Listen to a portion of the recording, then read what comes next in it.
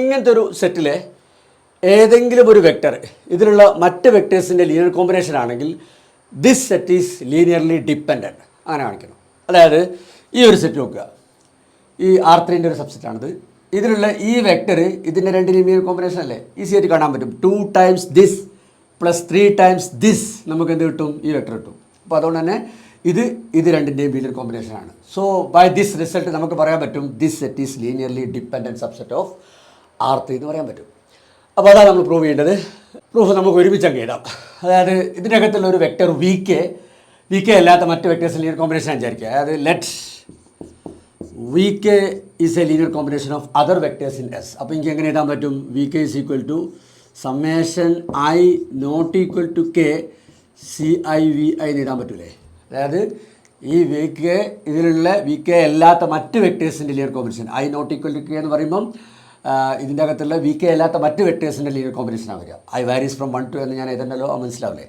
So എനിക്ക് ഇങ്ങനെ ഒരു വി കെ ഉണ്ട് വിചാരിക്കുക, വി കെ മറ്റുള്ള വെക്ടേഴ്സ് ലീനിയർ കോമ്പിനേഷനായിട്ട് വരുന്നത്. ഓക്കെ, സോ അങ്ങനെയാണെങ്കിൽ എനിക്ക് എന്താ പ്രൂവ് ചെയ്യേണ്ടത്? This S is linearly dependent. എങ്ങനെയാണ് ഒരു സെറ്റ് ഡിപ്പെൻഡൻ്റ് ആണെന്ന് പ്രൂവ് ചെയ്യുക? നമുക്കറിയാം, ഡിപ്പെൻഡൻ്റ് ആണെന്ന് പ്രൂവ് ചെയ്യാൻ അതിൻ്റെ ഒരു നോൺ ട്രിവിയൽ ലീനിയർ കോമ്പിനേഷൻ 0 തരുന്നുണ്ടെന്ന് കാണിച്ചാൽ മതി. അത് ഈസി ആയിട്ട് ഇവിടുന്ന് കിട്ടുമോ നോക്കൂ. ഇവിടെ എനിക്ക് അടുത്ത സ്റ്റെപ്പ് ഇങ്ങനെ ഇരിക്കൂടെ, ഇതിനൊക്കെ ലെഫ്റ്റ് സൈഡിലേക്ക് എടുക്കുക. അപ്പം v k minus summation I not equal to K C I V i equal to 0 എന്ന് വരുമല്ലോ അല്ലേ.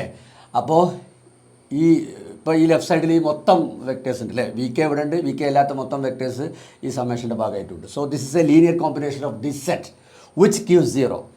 ഇനി ഇത് ട്രിവിയൽ ലീനിയർ കോമ്പിനേഷൻ ആണോ അല്ലെ നോൺ ട്രിവിയൽ ലീനിയർ കോമ്പിനേഷൻ ആണോ? ഒന്ന് ആലോചിച്ച് നോക്കൂ. ഇത് നോൺ ട്രിവിയൽ ആണ്, കാരണം എന്താ അവിടെ വി കെൻ്റെ കോഎഫിഷ്യൻ്റ് എന്താണ്? 1 ആണ്. സോ നമുക്ക് എന്ത് കിട്ടി?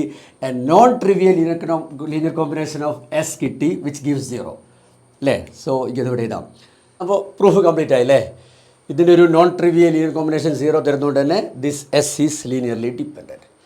ഇനി ഇതിൻ്റെ കോൺവേഴ്സ് ഒന്ന് ചിന്തിച്ച് നോക്കൂ. ഇവിടെ ഇപ്പോൾ നമ്മൾ പ്രൂവ് ചെയ്തതാണ് ഈ എസിൻ്റെ അകത്തുള്ള ഏതെങ്കിലും ഒരു വെക്ടർ ഇതിലുള്ള മറ്റ് വെക്ടേഴ്സിന് ലീനിയർ കോമ്പിനേഷൻ ആണെങ്കിൽ എസ് ഈസ് ഡിപ്പെൻഡൻ്റ് ആണ് പ്രൂവ് ചെയ്തത്.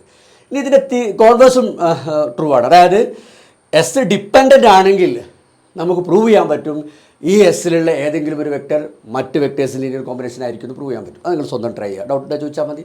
സോ അപ്പോൾ ഒരു സെറ്റ് ഡിപ്പെൻഡൻ്റ് ആണ് if and only if some of the vectors in S is a linear combination of others in S എന്ന് പറയാൻ പറ്റും. അപ്പോൾ ഇവിടെ നിങ്ങൾക്ക് മനസ്സിലാവും ഡിപ്പെൻഡ് എന്നുള്ള വാക്ക് വരാനുള്ള ഒരു കാരണവും അല്ലേ. അതായത് ഡിപ്പെൻഡൻ്റ് ആകുമ്പം അതിനെ മറ്റുള്ളതിൻ്റെ ടേംസിൽ എഴുതാം, മറ്റുള്ളതിൻ്റെ കോമ്പിനേഷനായിട്ട് എഴുതാൻ പറ്റും.